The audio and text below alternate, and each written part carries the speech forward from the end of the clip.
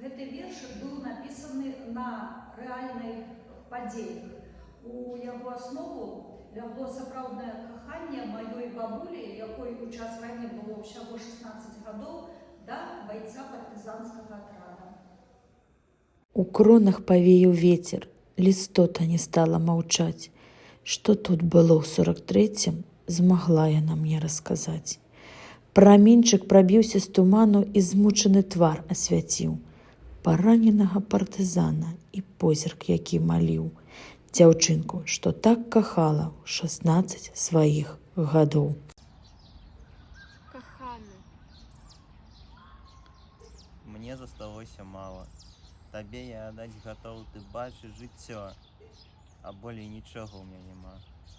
Змірыся, Валюша, з болем, шчаслівую стань сама. Дастань у мне з кішэні, з той, што ля самых грудзей, што стала фашыстаў мішэнню, хусцінку маіх надзей.